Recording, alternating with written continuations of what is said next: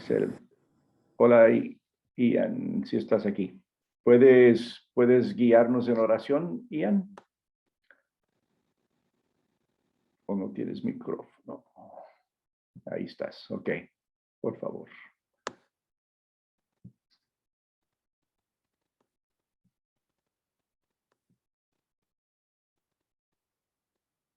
O desapareció mejor. Ian, ¿tienes audio para que puedas orar? Está pidiendo al pastor. Dice que está con faringitis y que Ya, no tiene ok. no Muy bien. tiene, está muteado. Sí, está muteado. Perfecto. No queremos que nos contagie eso, así que mejor que no. Siga escuchando, Ian. Vamos a pedir que María Vélez, por favor, nos guíes en oración para empezar esta clase. Ok, pastor, vamos a orar. Mi Dios amado, mi Dios bendito, te damos muchísimas gracias por este tiempo. Gracias por la oportunidad de que tú nos das de aprender, de entender un poco más tu palabra. Quizás hemos olvidado algunas cosas y se nos pasan por alto, pero mi Padre, te pido que le des sabiduría al pastor, Señor, para que nos guíe esta noche a través de tu palabra, a través de esta enseñanza, a través de este instituto bíblico, Señor. Te pido, Señor, que nos dé sabiduría a nosotros también para poder entender y escudriñar y llevar bien tu mensaje, Señor, en esta obra misionera, mi Padre, que tú nos has puesto y encomendado a cada uno de nosotros, los creyentes que creemos en ti, Señor. Te pido, Señor, que bendigas este tiempo y esta noche en el nombre de Cristo Jesús. Amén. Amén. Gracias, hermana. Estamos estudiando la obra misionera según la palabra de Dios. En Hechos 1, versículo 8, dice, pero recibirán poder cuando el Espíritu Santo venga sobre ustedes y serán mis testigos en Jerusalén, en toda Judea y Samaria y hasta los confines de la tierra. Esta es la base bíblica de lo que llamamos la Gran Comisión, donde el Señor nos manda, nos insiste en que vayamos a todas partes proclamando el Evangelio. Vimos la semana pasada las definiciones principales de lo que estamos hablando, pero la idea de ir y llevar el mensaje es importante captarlo, y por eso el Señor nos dio 5 versiones, ¿no? Tenemos en la última parte de cada uno de los evangelios, y luego para empezar el libro de Hechos, nos da una forma diferente en cada uno, pero resumiendo todo, tenemos todo lo que necesitamos saber en cuanto a la Gran Comisión.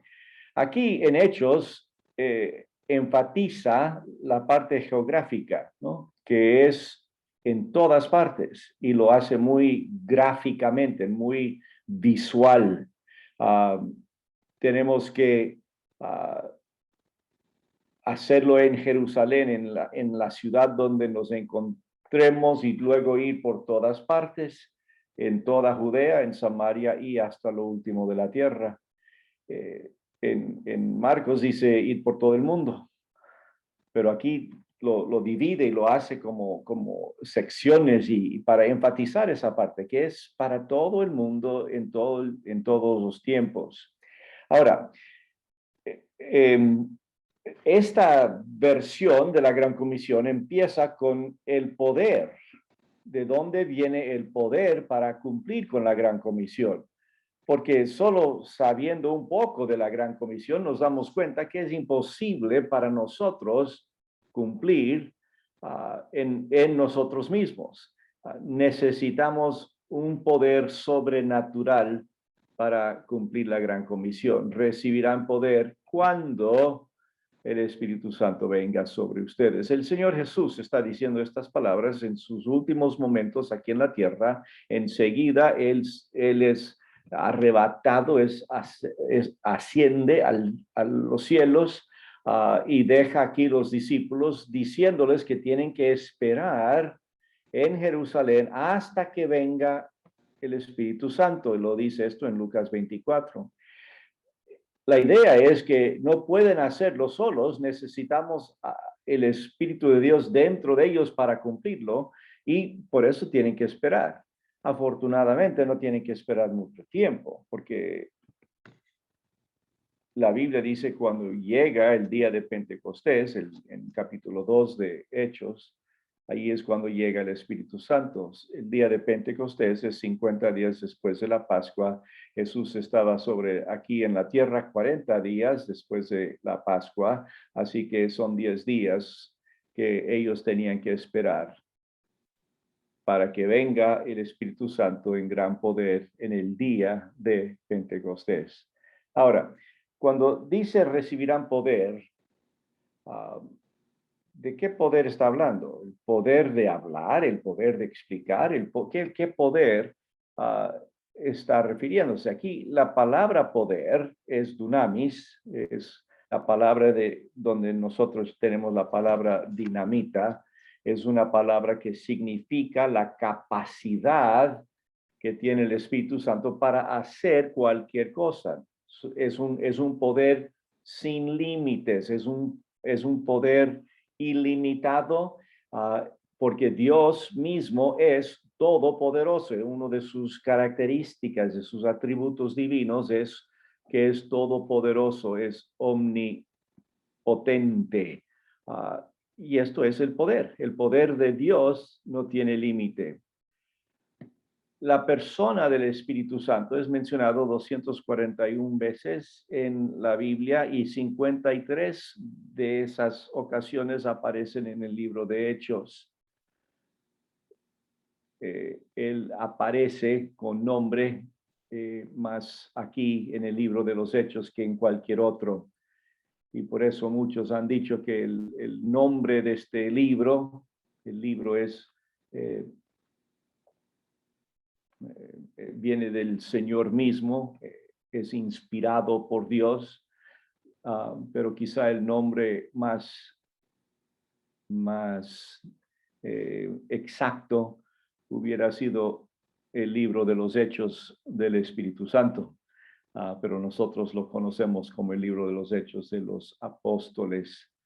Pero es solamente a través de la llenura de la persona y el poder del Espíritu Santo que los discípulos, los seguidores de Cristo, puedan llegar a ser testigos fieles de Él. Un testigo es una persona que ha experimentado, ha visto, ha sentido, ha oído, ha saboreado, ha probado. Un testigo es alguien que sabe algo por su propia experiencia. Los testigos que Cristo quiere tener son personas que le conocemos a Él. Un testigo efectivo solo puede estar donde el Espíritu de Dios está, y donde el Espíritu de Dios está, el testigo efectivo siempre le va a seguir. El testigo tiene el poder de dar testimonio, tiene la valentía, tiene la convicción, tiene todo lo necesario para dar testimonio. Pero ¿quiénes son estos testigos? Esta gente encargada de dar testimonio. Aquí en Hechos 1, serán mis testigos. La palabra que se traduce testigo es martus o martur, de donde proviene la voz castellana mártir, uno que da testimonio mediante su muerte. Un mártir es el máximo testigo, porque hasta da su vida en testimonio a lo que cree, está dispuesto a morir y no negar lo que sabe de Dios. Así que para nosotros un testigo lo vemos como alguien que vio un accidente allí en la esquina y dio su testimonio a la policía o al juez y sigue con su vida. No está hablando de ese tipo, ese nivel de testigo. El Señor aquí está encargándonos una responsabilidad muy pesada, donde estamos dispuestos a dar testimonio de lo que sabemos de la muerte y resurrección de Jesucristo con nuestra propia vida. Una persona que puede certificar aquello que ha visto, oído o conoce. Para ser un testigo se necesita conocer el tema del que va a testificar. Por ejemplo, si vamos a ser testigo de un choque entre dos vehículos, necesitamos haber estado allí o conocer de una persona fidedigna que haya estado allí para dar testimonio. Cada creyente tenemos la responsabilidad de ser testigos del Señor Jesucristo. Y la verdad es que no hay ninguna razón con la que podamos justificarnos delante de Dios para no ser testigos. Seguramente muchos hemos dado excusas, pretextos, razones según nosotros, por qué no hemos sido o no testificamos en algún momento específico. No puedo, no sé lo que tenía que saber.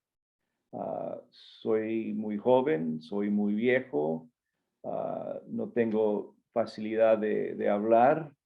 No, me da pena hablar con gente que no conozco muy bien, me da miedo, no sé qué voy a decir, no sé qué me van a decir, no sé cómo van a reaccionar, no estoy preparado.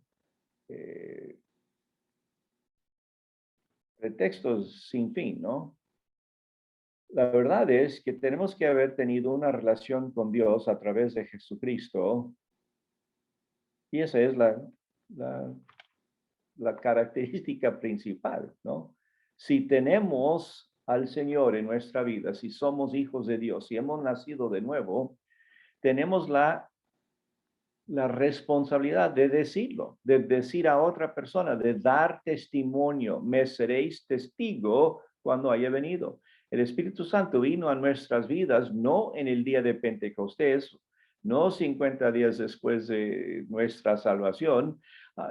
El Espíritu de Dios vino a nuestra vida el momento que creímos. Él vino a morar dentro de nosotros, vive en nosotros, Él está con nosotros y Él quiere darnos ese poder. Él quiere compartir ese poder maravilloso, magnífico, eterno, divino con nosotros para poder dar testimonio de lo que Dios ha hecho en nosotros. Solamente tenemos que hacerlo.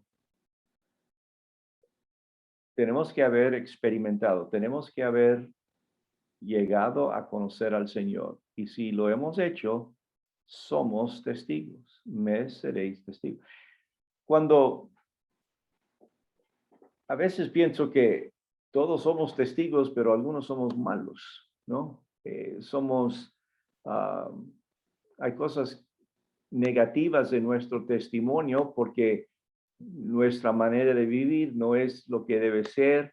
No hemos logrado una madurez cristiana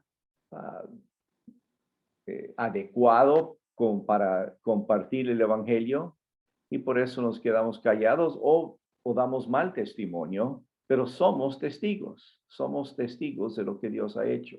Ahora, yo sugiero que hay dos características que necesita el testigo para ser efectivo. Primero, necesita compromiso y también necesita conocimiento. Si tomas en serio la responsabilidad de compartir el evangelio, si quieres entrar en la obra misionera, si quieres participar en proclamar el evangelio a otras personas, sin estas dos características, casi es segura la derrota en tu ministerio misionero, porque necesitas compromiso y conocimiento. Recuerda, la palabra testigo viene de nuestra palabra mártir. Y debemos estar dispuestos a transmitir el mensaje aún a costa de nuestra propia vida.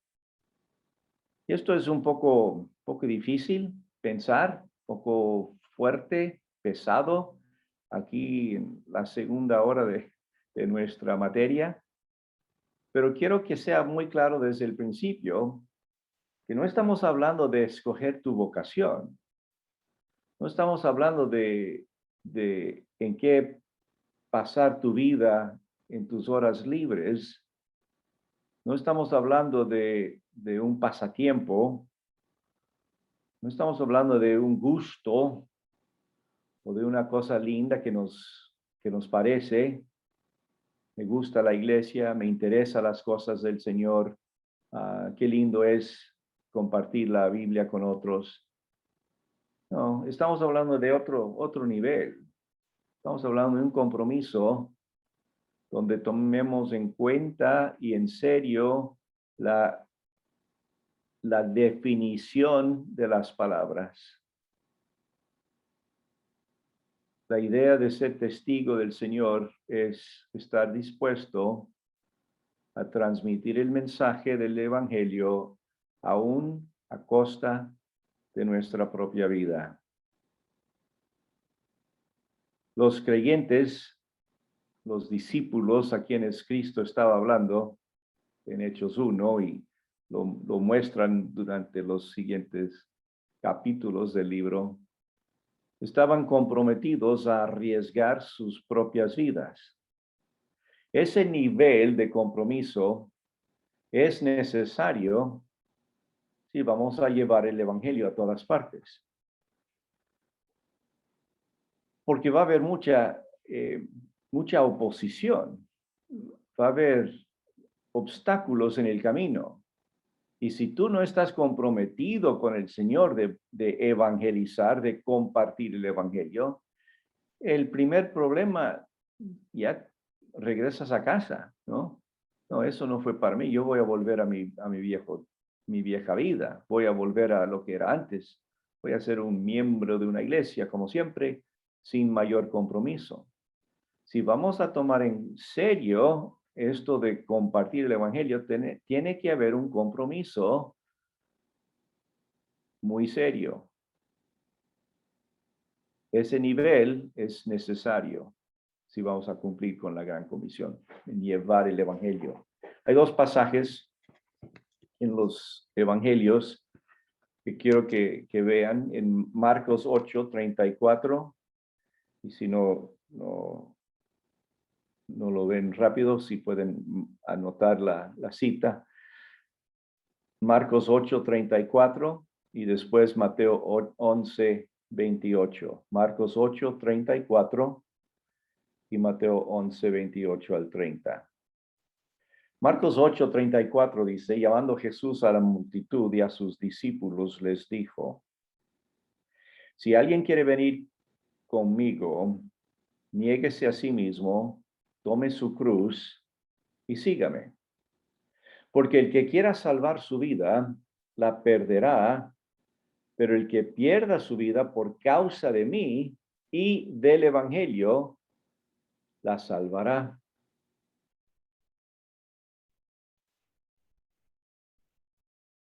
Muy claro el Señor Jesucristo en su llamamiento. Llamó a la multitud y a sus discípulos dentro de la multitud, o quizá en las primeras bancas de la multitud, y les dijo, si alguien quiere venir conmigo, aquí están los requisitos. Niéguese a sí mismo, tome su cruz y sígame. Luego, en Mateo 11:28, hace otro llamamiento. 11:28 de Mateo dice, vengan a mí todos los que están cansados y cargados, y yo los haré descansar. Tomen mi yugo sobre ustedes y aprendan de mí, que yo soy manso y humilde de corazón, y hallarán descanso para sus almas. Porque mi yugo es fácil mi carga ligera. Podremos pasar 6 semanas con estos 2 versículos, pero no vamos a hacerlo en esta noche. Pero quiero que escuchen atentamente, por favor. Cuando Jesús nos llama a tomar la cruz y a tomar el yugo, está hablando del compromiso nuestro con Él. Estas 2 figuras, 2 ideas, 2 conceptos son símbolos antiguos de la vida cristiana, desde el primer siglo, desde las palabras de Jesús, el yugo y la cruz.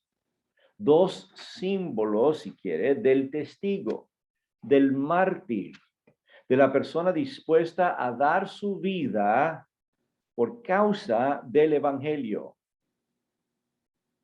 La cruz y el yugo. La cruz simboliza muerte. No es la cosa bonita hecha de oro en el collar, en la cadena. No es la cruz bonita fuera del templo llamando la atención. La cruz, en las palabras de Jesús, siempre tiene que ver con muerte. Muerte de sí mismo. Con Cristo estoy juntamente crucificado y ya no vivo yo, mas vive Cristo en mí, y la vida que ahora vivo en la fe del Hijo de Dios que me amó y se entregó a sí mismo por mí. La vida cristiana es la vida de Cristo en mí. Para que eso funcione, yo tengo que crucificarme a mí mismo. Tengo que morir al pecado, morir a la vida mía y dejar que Cristo viva su vida a través mío. Hablamos de esto con mucho más detalle en la materia de psicología espiritual, creo que lo llamamos, pero donde hablamos de la vida de crucifixión, la vida de entrega completa al Señor Jesucristo. Es lo que Él está llamándonos. Nos está llamando a negarnos a nosotros mismos, tomar la cruz y seguirle. No ser como el mundo, ser transformados por medio de la renovación de nuestro entendimiento a través de la palabra de Dios. La cruz, la muerte. Pero luego en Marcos 8, en Mateo 11 habla del yugo. El yugo es el símbolo del servicio, del trabajo, de la obra. Un servicio en sumisión total al maestro.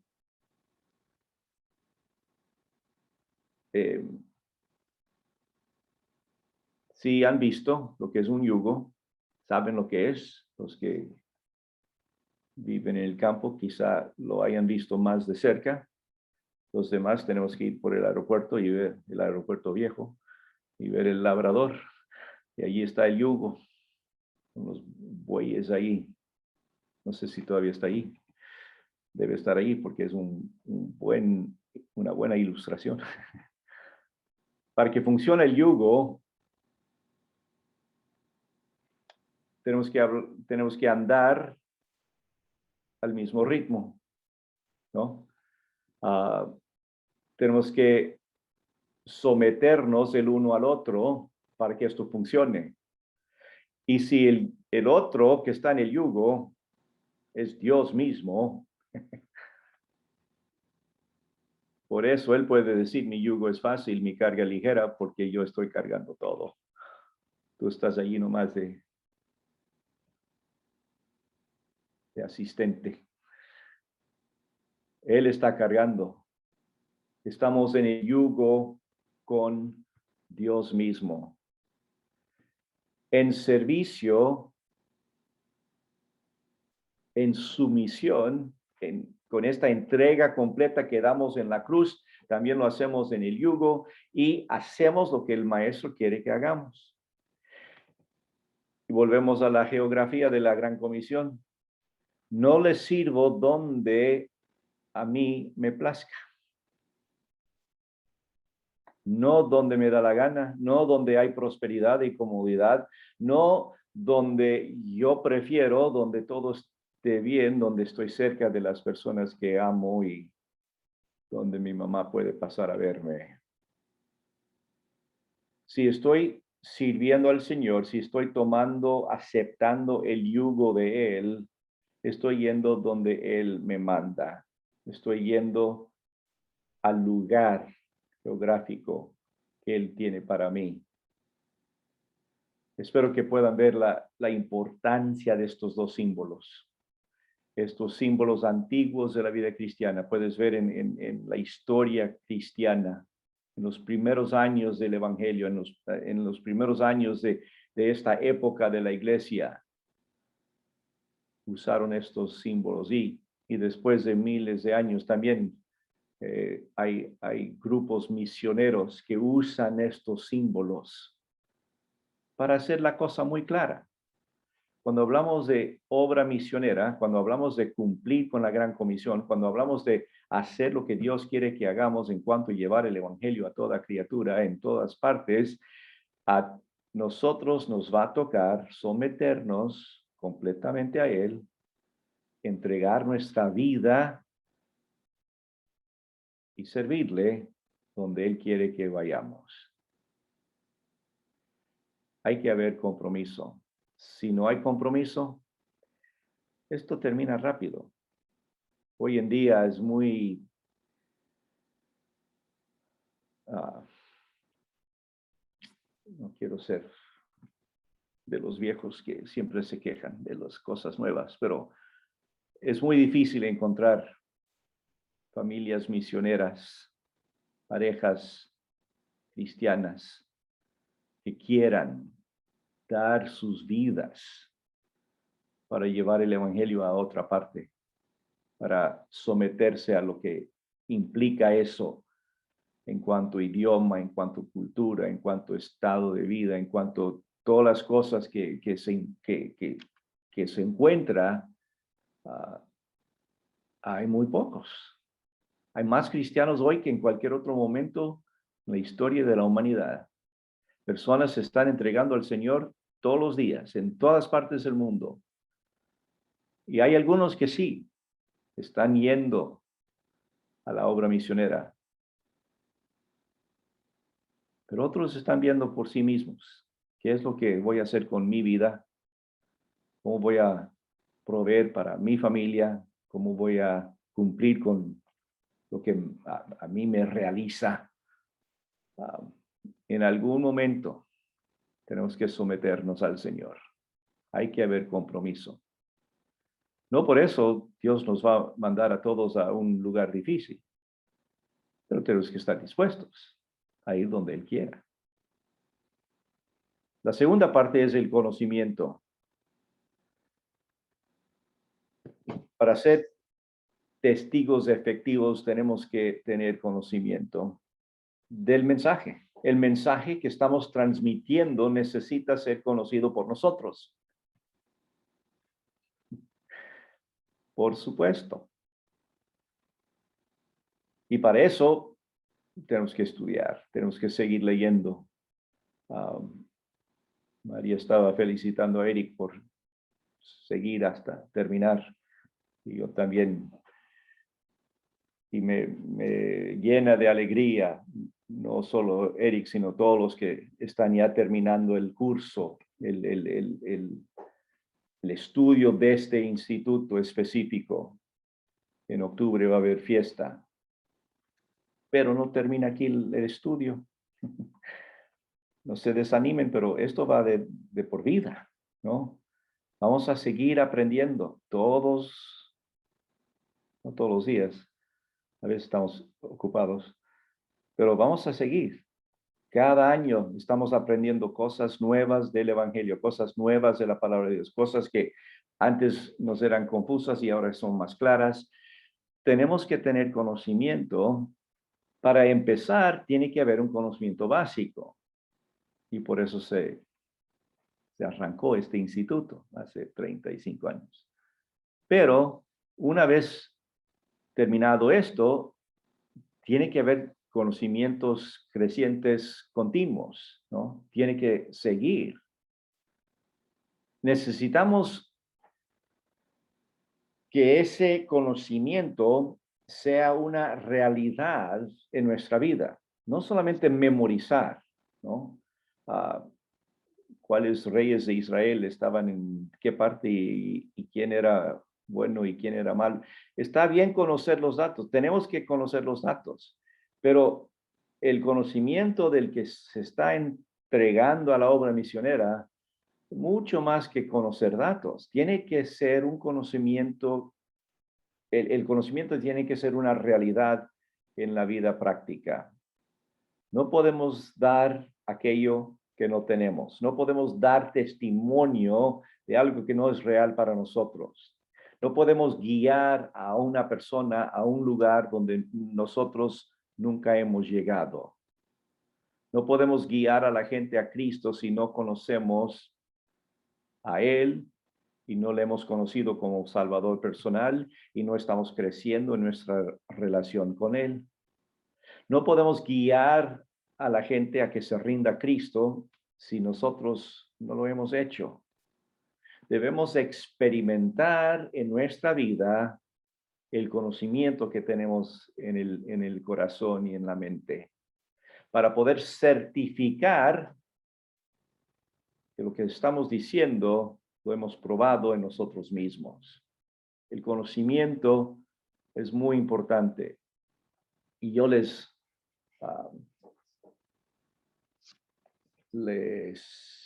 animo a que nunca dejen de conocer algo más, de seguir creciendo. Y vas a saber cosas después que no sabías antes y vas a corregir algunos errores que tenías antes y vas a seguir siendo el testigo fiel que Dios quiere que seas. El testigo tiene que tener ese compromiso de mártir y tiene que tener ese conocimiento de lo que ha experimentado. Serán mis testigos. ¿Cuál es el mensaje? Es importante esto porque el testigo nunca inventa el mensaje. Únicamente cuenta lo que ha visto y lo que ha experimentado. No debemos preocuparnos por qué vamos a decir o qué es lo que vamos a decir. Ya sabemos lo que vamos a decir. Está escrito en la palabra de Dios. Y ya tenemos el mensaje. Tenemos que aprender, tenemos que entender, tenemos que aplicar, tenemos que apropiarnos, tenemos que vivirlo y debemos compartirlo. El mensaje ya está dado. No tienes que preocuparte por eso. Sí ha habido algunos sábados en la noche cuando no sabíamos qué íbamos a predicar el domingo, pero no por falta de información, falta de trabajo, de consagración a la obra, de consagración a la obra difícil de entender la Biblia.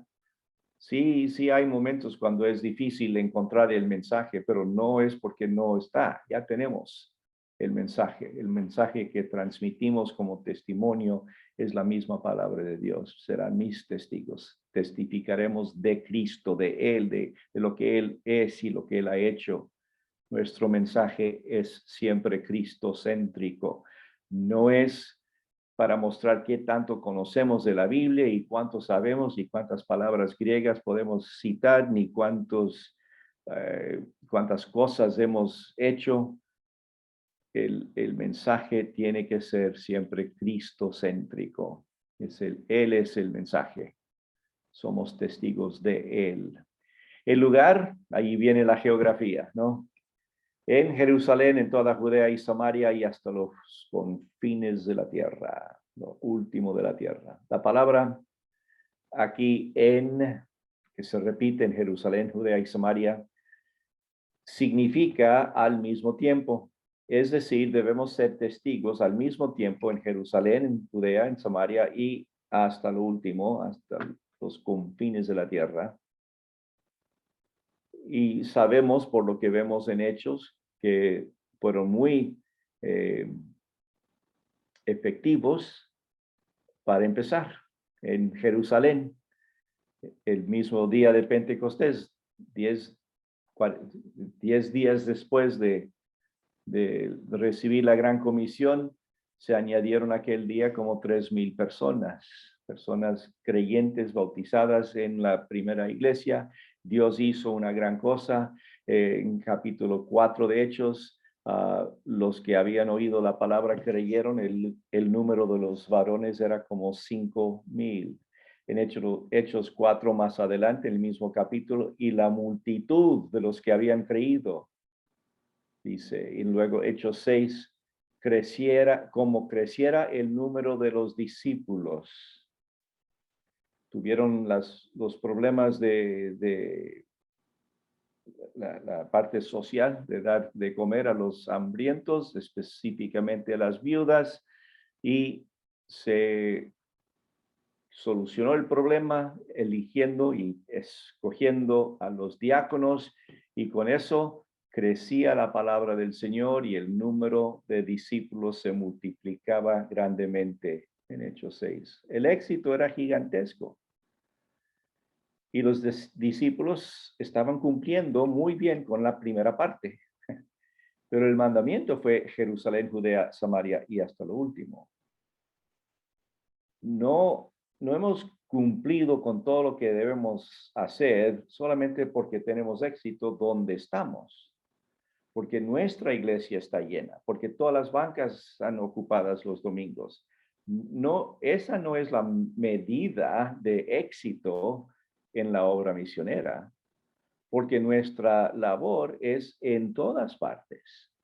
Sí tenemos que empezar en Jerusalén y tenemos que llenar el templo y sí tenemos que seguir evangelizando a las personas que están cerca, pero sin perder de vista, sin olvidar que hay mucho más allá afuera que también tenemos que hacer. Cuando la obra crecía espectacularmente, la Biblia dice que llegó una persecución a la iglesia y fueron esparcidos a otras partes.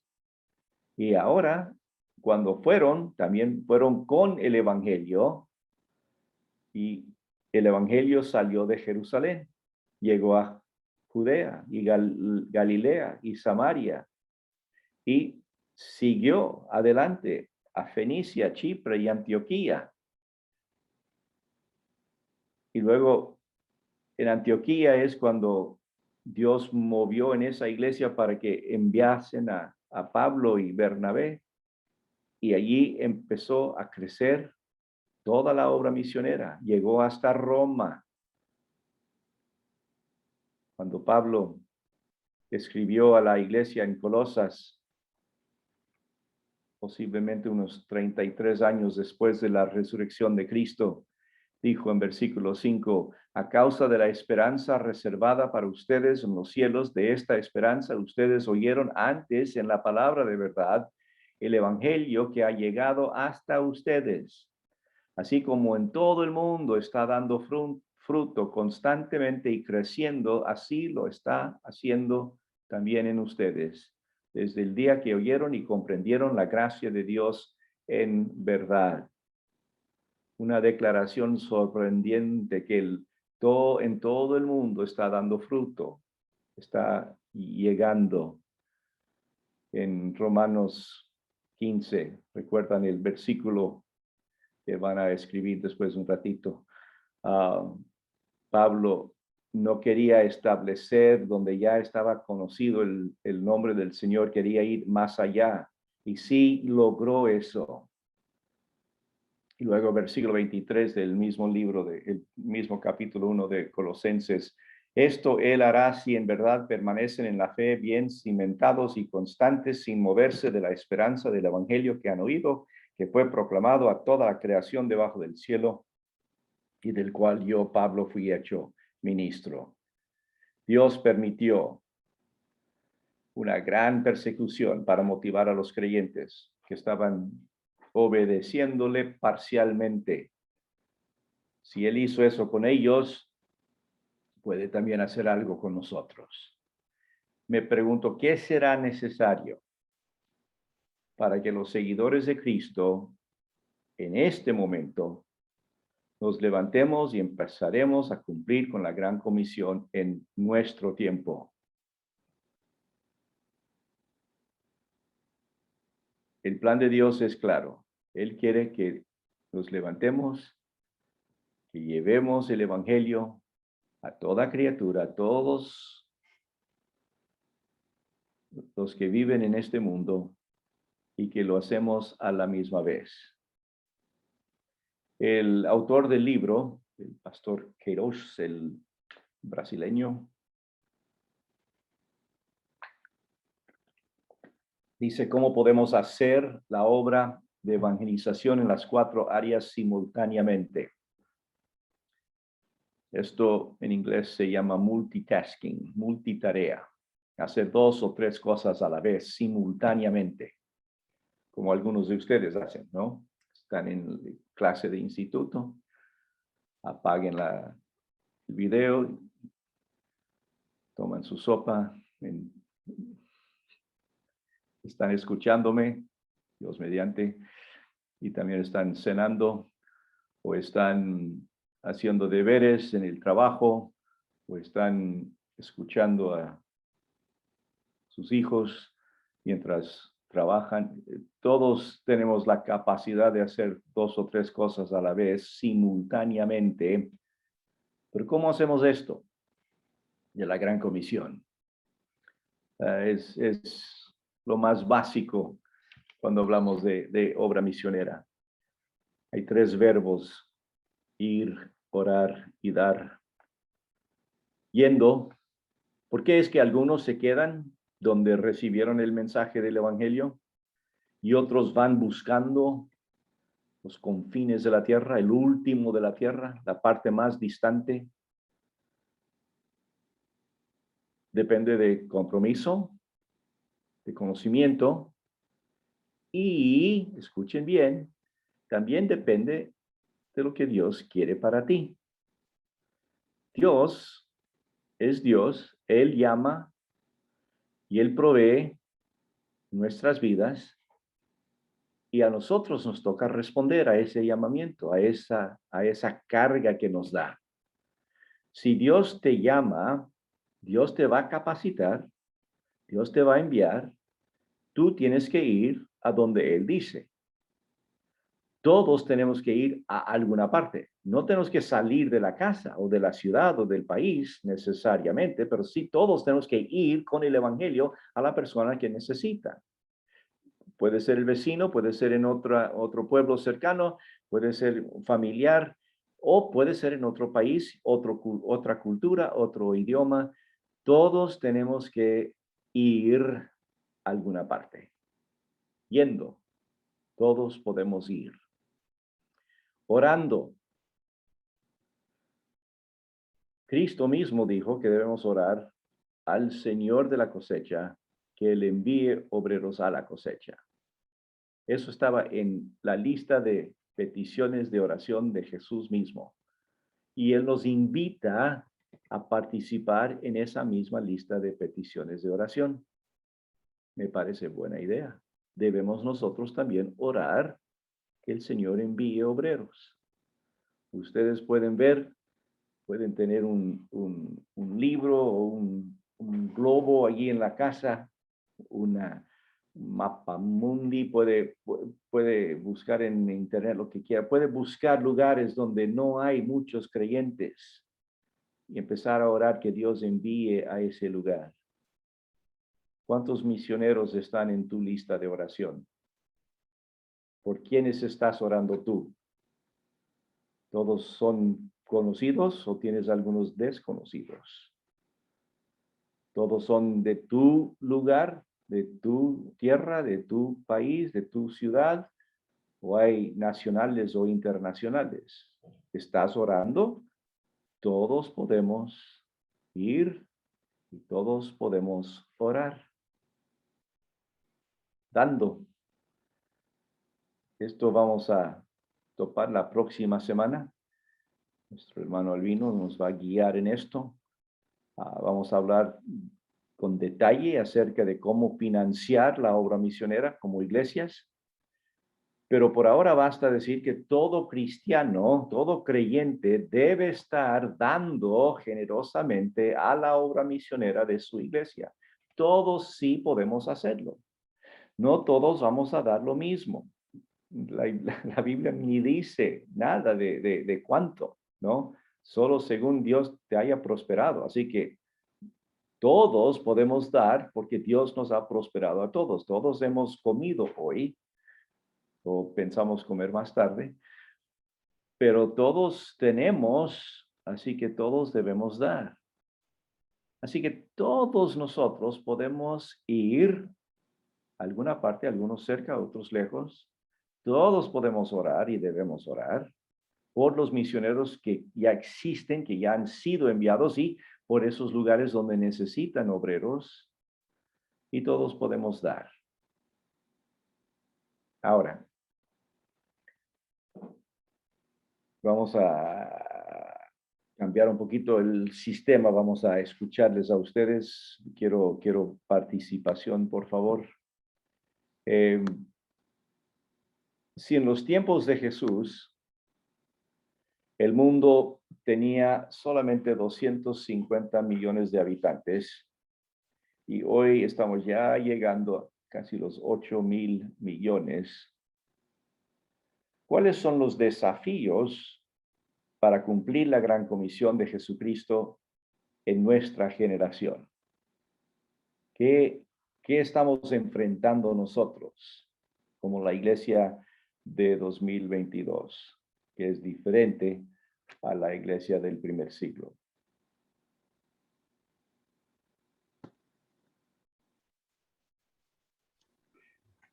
Buenas noches. Hermano. Creo que estamos enfrentando una comodidad electrónica también, una comodidad cultural y también una gran barrera con los gnósticos y el Islam. ¿La parte tecnológica es barrera o es ayuda? La tecnología es como una espada de dos filos. Exacto, exacto. Puede ser tu herramienta o puede ser el muro que no vas a poder pasarlo porque la gente está bloqueada. Así es. Está llena de basura. Está llena de basura o tiene el arma en sus manos y no la usa. Muy bien. Pero sí es una muy clara realidad para nosotros en este tiempo. Leí algo ahora de un pastor muy inteligente, más que su servidor. Muy humilde el pastor. No hay muchos, bueno, sí hay muchos más inteligentes. Pero él no se burlaba, pero sí se burlaba un poquito. Poquito. Estaba hablando de los métodos que usamos, ¿no? Para evangelizar. Y hablaba muy claramente que algunas de estas cosas ya no funcionan, ¿no? Repartir folletos con el evangelio y pensar que alguien va a parar su vida, sentarse en la vereda y leerlo y inclinar su rostro y pedir la salvación de Dios. Recibir de un extraño, una persona que nunca ha visto en su vida, un folleto que dice que va a cambiar su destino eterno, ni entra, ¿no? ¿Qué locura es esto, no? Es otra secta falsa de que me habló el cura, ¿no? Así que hay eso de ir de puerta a puerta, eso de convencer a las personas que digan esta frase mágica y todo va a ir bien, vas a ir al cielo si solo dices estas palabras. No, eso ya no. No sé si en algún momento funcionaba, pero sé que no es la manera. Sé que la mayoría de las personas que hoy en día se entregan al Señor en nuestros ministerios, se entregan al Señor porque han visto el cambio que Cristo ha hecho en la vida de algún ser conocido. Un vecino, un pariente, alguien que le invita a la iglesia, alguien que le comparte el evangelio. Esa persona en su testimonio es lo que gana la gente para Cristo. No es comprar 1,004 pasos a la salvación y botarlos por la ventana y esperar que en el mercado libre todos van a levantar y ser salvos. No es que Dios no pueda hacerlo, por favor. Y yo conozco a personas que se entregaron al Señor sin nada más que un folletito. Pero generalmente, hoy en día, tiene que ser a base de relación. Si es así en nuestras iglesias, en nuestro pueblo, en nuestro lugar donde hemos tenido el evangelio por muchos años, ¿cuánto más en otras partes? Cuando hablamos de obra misionera transcultural, donde de veras salimos de nuestro entorno y vamos a aprender otro idioma y otro idioma, otra cultura, que como la única forma es ir y vivir y establecer relaciones con personas, ¿no? Ser vecino de personas para poder compartirles el evangelio. Para eso necesitamos a personas comprometidas, personas que conocen la verdad y están dispuestos a entregar todo para que personas lleguen a conocer al Señor. La tecnología sí puede ayudar, pero mucho cuidado. No confíen en la tecnología, confíen en el Señor que nos permitió tener la tecnología. Como podemos encontrar muy buenos mensajes de muy buenas personas en muy buenas iglesias, en el Internet también podemos encontrar toda clase de tontería, ¿no?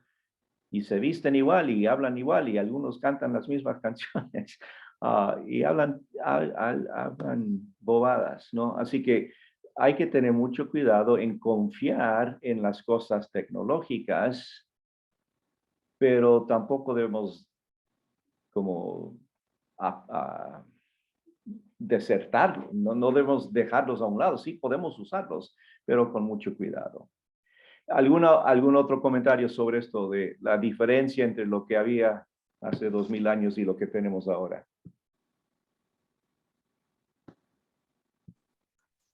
Quiero mencionar lo de las ciudades. Nosotros ahora vivimos en un mundo muy urbano, no muy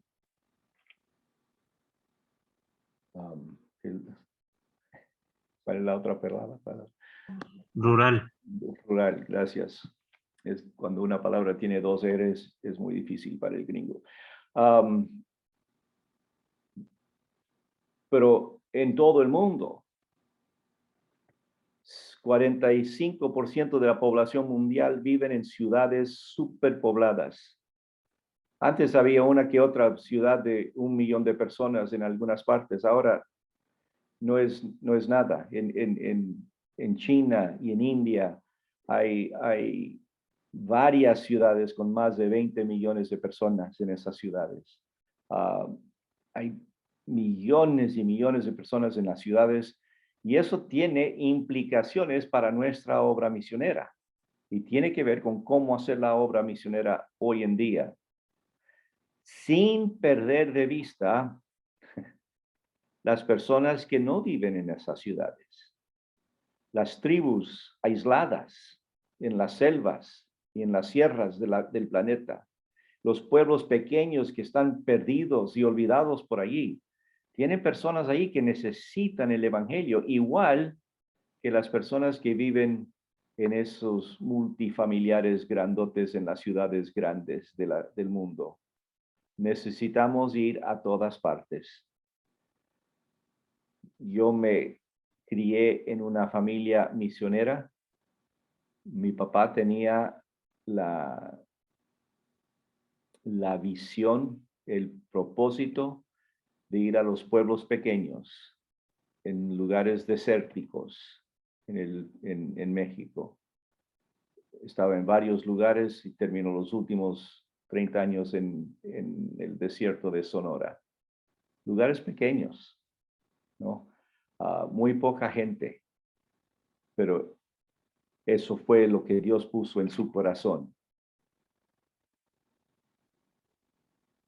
Algunos conocieron a Raquel Saint, la misionera que nosotros apoyamos allí en Quito desde el principio de nuestro ministerio allí.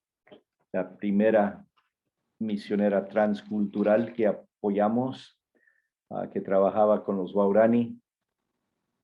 Alguien le preguntó a ella en una conferencia misionera en una universidad muy importante, con mucha gente, con todos hablando de ir por todas las partes y en estas mega ciudades y todo. Y la pregunta era si sigue siendo importante los grupos pequeños, ¿no? Tribus pequeños. Y ella hablaba de los Waorani, que cuando ella llegó, estaban ya con creo que eran menos de 600 personas en toda la tribu, en todas partes de la selva ecuatoriana. Menos de 600 personas, porque se estaban matando uno tras otro. Las venganzas, lo que estaba haciendo el pecado en esa tribu. Y ella dio su vida, literalmente toda su vida, para traducir la Biblia en ese idioma, para que esas pocas personas pudieran tener el evangelio en su idioma. No podemos descartar los lugares aislados, las personas perdidas, pero tomar en cuenta que la gran mayoría de la gente en nuestro mundo ahora vive en las ciudades. Yo creo que todo regresa a lo que hablamos, entendiendo quién es Dios, qué es lo que Él nos ha mandado a hacer, y entender que Él tiene un plan específico para nosotros. Él sabe lo que nosotros debemos estar haciendo. Yo firmemente creo que Dios tiene un plan para mi vida, ¿no? Vamos a hablar de obra misionera, vamos a hablar de metodología, vamos a hablar de lugares y de grupos de personas y de etnias y de la necesidad de la Biblia. Todo eso, pero al final de todo, cada uno de nosotros tenemos que decidir qué es lo que Dios quiere de mí. ¿Dónde debo estar yo compartiendo el evangelio? ¿Es en mi barrio, en mi pueblo, en mi ciudad, en mi idioma, en mi cultura? ¿O es cruzar unas barreras para que otras personas puedan también escuchar las buenas nuevas? Una cosa más, una pregunta. En los países latinoamericanos dicen que el 38% de la población tiene menos de 15 años. ¿Cómo debe eso afectar nuestra obra misionera aquí en nuestro continente?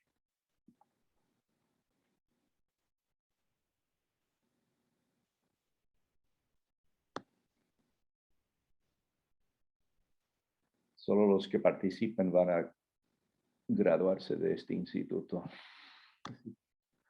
Hasta esta noche solo tenemos uno. ¿Quién más quiere participar? Si casi la mitad tienen menos de 15 años, ¿cómo debe eso afectar lo que hacemos en obra misionera?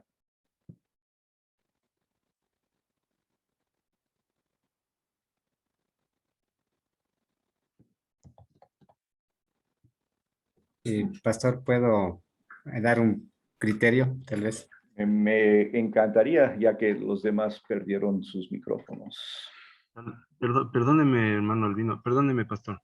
¿Sí? En el 2021, el 68% de la población latinoamericana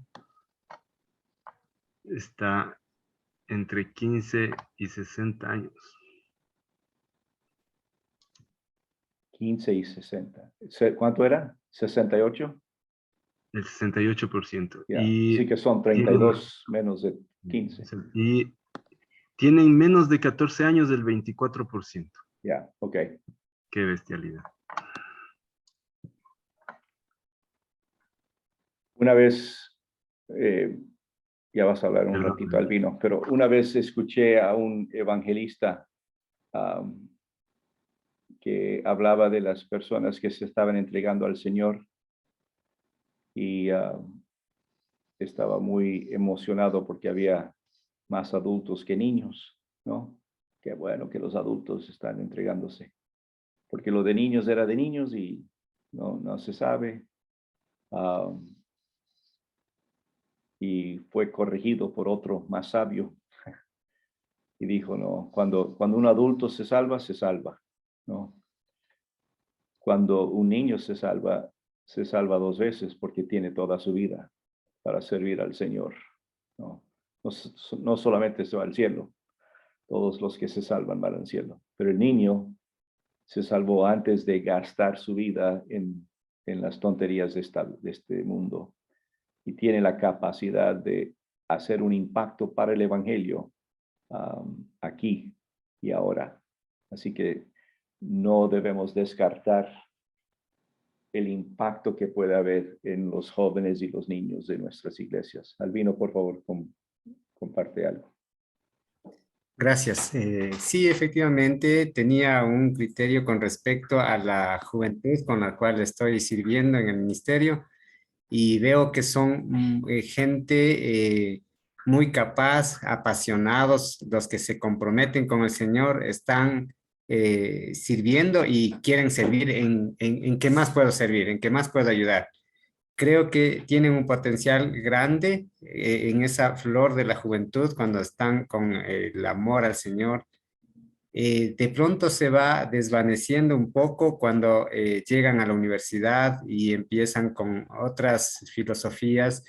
Entonces, nuestro trabajo debe ser en escuela dominical, para hablar en nuestro contexto cristiano, cimentar bases sólidas con los discipulados y todo eso, y en la adolescencia a los jóvenes, para que ellos puedan tomar decisiones que permanezcan en el tiempo, de tal forma que sean líderes de su lugar de estudio y si luego ya son profesionales, también sean líderes de su lugar de trabajo, haciendo la obra misionera. Y si tienen llamado al pastorado o a misiones, pues haciendo ese trabajo también. Pero en cualquier lugar que estemos, ellos son el presente actual o sea, los jóvenes son el presente actual que la iglesia tiene. Y me parece que la generación actual está perdiendo un poquito el dejar el legado a la nueva generación que está viniendo. No sé si me explico en esa parte. Creo que hay que inspirarles más a los jóvenes para que también se interesen de la obra del Señor. Yes. Sí, exacto. A eso iba. ¿Puedo dar un criterio, pastor? Sí, sí, por favor. Siga. Buenas noches. Gracias por otorgarme la palabra. Yo quería contribuir y creo, no soy dueño de la verdad, pero considero que nosotros, con respecto a la pregunta, que si decimos que en los países latinoamericanos el 38% o 64% de la población tiene menos de 15 años, creo que el reto en cuanto a la obra del Señor aquí en nuestro continente sudamericano, considero que es la creatividad.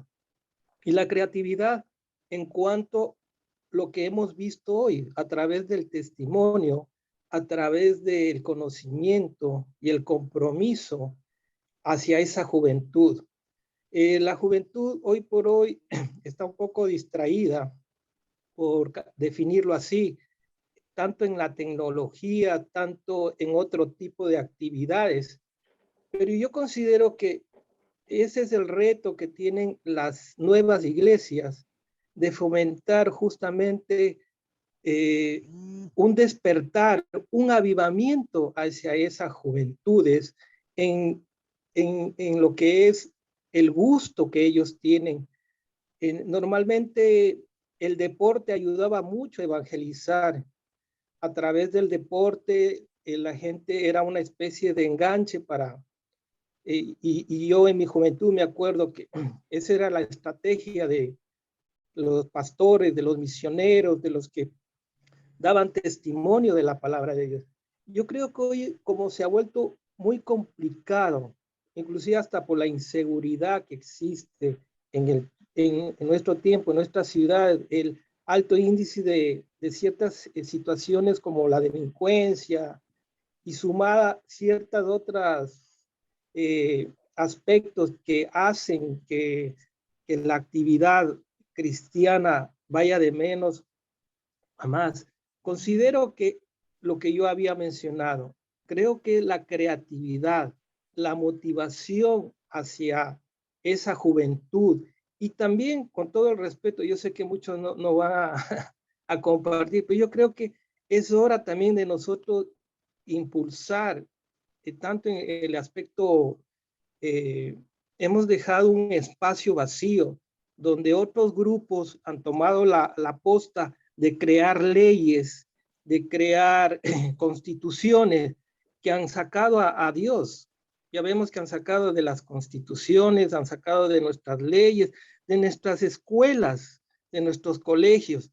Entonces yo creo que ahí está esa creatividad que yo creo, ese avivamiento en el cual pues tenemos un reto muy grande para esta nueva generación, para nuevamente retomen ese mandato del Evangelio y la suma de todo lo que tiene que ver con la ética, la moral, los principios, los valores, y evidentemente a través del conocimiento y de compartir lo que nuestro Señor Jesucristo lo había hecho hace 2000 años. No me tomo más el tiempo porque sé que... Está bien, le agradezco mucho. Sí tiene la razón, creo. Yo creo que sí, si vamos a alcanzar la generación en que vivimos y las siguientes, tenemos que abrirnos a las posibilidades y las maneras sin cambiar el mensaje. Tergiversar. Eso. El mensaje del Evangelio no hay por qué pervertirlo, no hay por qué aguarlo, tenemos que seguir con eso, pero sí hay muchas maneras de poder llegar.